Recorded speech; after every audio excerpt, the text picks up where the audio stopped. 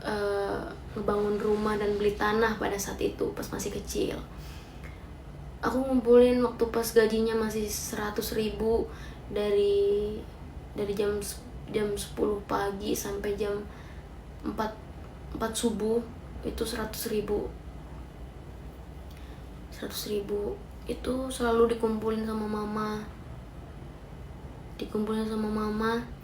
waktu pas masih ngontrak. Dikumpulin uang itu dimasukinnya ke material pada saat itu biar bisa ngebangun rumah. Terus juga ngumpulin uang umur berapa ya, umur 6 apa 7 atau 8 tahun gitu. Aku alhamdulillah bisa ngebeli tanah di Bahbul, di Cikande di sana. Dulu tanah tuh berapa ya nggak tahu, aku udah lupa juga. Aku beli tanah hasil aku manggung, aku ngumpulin. Tapi kok bisa SPP-nya nggak kebayar ya? Makanya tunggu dulu ceritanya ya. Nggak kebayar waktu itu. Nggak kebayar. Udah beli tanah waktu itu, terus ke material gini. Terus jadilah rumah dan nggak ngontrak lagi, tapi belum rumah yang di tembok ya, masih atap dan bilik. Pada saat itu masih bambu, rumah bambu.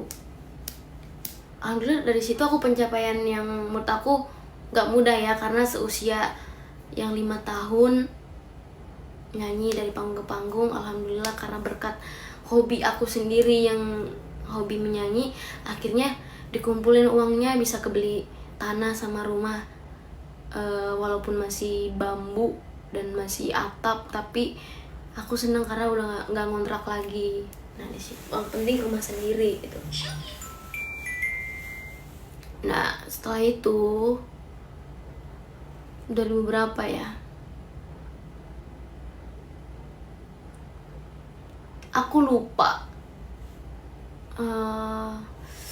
umur aku 9 tahun atau 10 tahun, aku gak pernah berani main keluar rumah karena semua teman-temanku pada ngejauh. Mungkin apa ya, nggak tahu ya karena apa. Intinya mereka tuh nggak mau berteman sama penyanyi dangdut, katanya gitu. Nggak mau berteman sama penyanyi dangdut. Bahkan aku kayak mau ke warung aja, aku nggak pernah dibolehin sama mama. Karena apa? Karena mama nggak mau ngeliat aku sedih karena diejekin terus sama teman-teman. Pada saat itu masih kecil, umurku 10 tahun, aku suka diejek. Ulan, kita udah nggak usah temenan ya, aku nggak mau berteman sama kamu karena rumah kamu atap, bilik, miskin, terus kamu juga gak punya mobil, gak kayak aku. Terus kamu ngapain sih jadi penyanyi? Penyanyi kan calon neraka, dia bilang gitu. Terus aku yang cuman kayak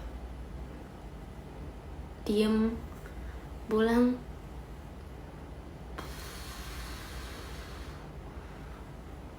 ke rumah, nangis, cerita ke mama, ke bapak.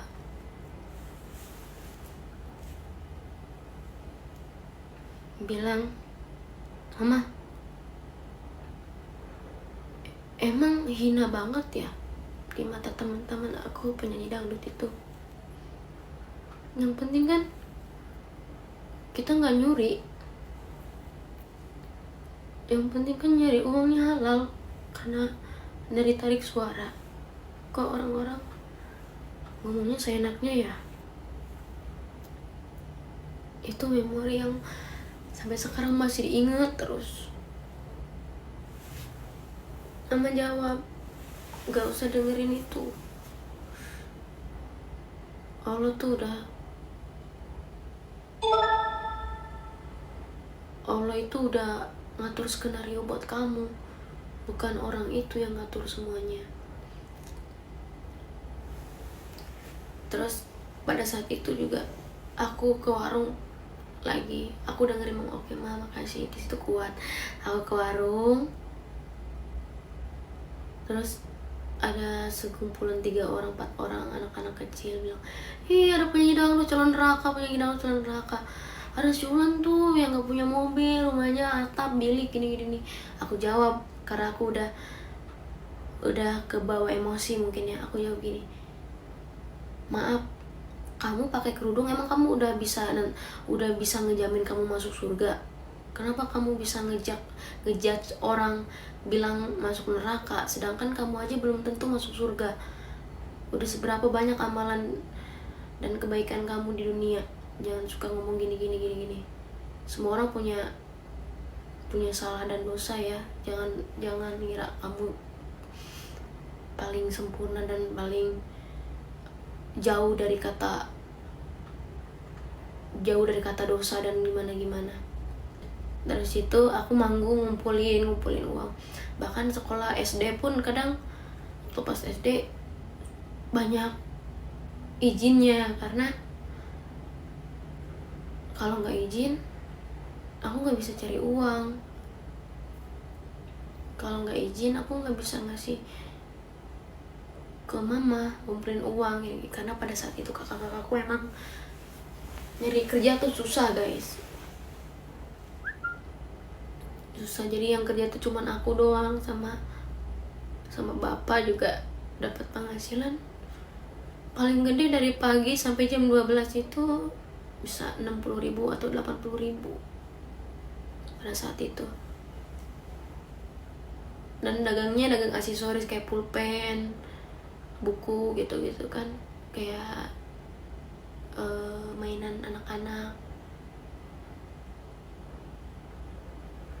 Sekolah SD tuh guru-gurunya pada nge-support, selalu ngizinin. Bahkan kalau Ulan misal abis manggung, karena Ulan juga malu kan, Ulan malu sama wali kelas, selalu izin gini. Ya udah begitu baik banget, karena sangat memaklumi aku yang tulang punggung keluarga gitu dan lain-lain. Nah pas SD itu masih banyak bolos dan lain-lain ya. Masih lulus SD aja tuh kayaknya udah bersyukur banget aku ya pada saat itu, karena emang manggung terus, pengen ngumpulin, pengen ngebuktiin ke orang-orang yang di 150 pada saat itu. Gaji aku 150 sekali manggung. Alhamdulillah lagi rame panggungan. Mungkin dulu tuh unik kali ya, ada anak kecil bisa nyanyi dangdut, nyanyi dangdut lagu-lagu dewasa. Jadi paling banyak sawerannya dan paling banyak jobnya pada saat itu. Terus aku ngumpulin, mama masukin ke material lagi uangnya, pulang kampung ke Pandeglang. Itu baru berdiri rumah yang dibangun tuh, hasil aku baru bisa dihitung bulan ya, masih 3 atau sampai 6 bulan. Itu keadaannya rumah juga masih yang belum beres semua, karena kamar juga belum ada pintunya, dan belum dikeramik juga pada saat itu. Kebakaran rumah, habis semua baju-baju manggung aku habis, terus alat-alat semua yang sering dipakai buat cari uang habis, sampai dagangan-dagangan bapak pun habis.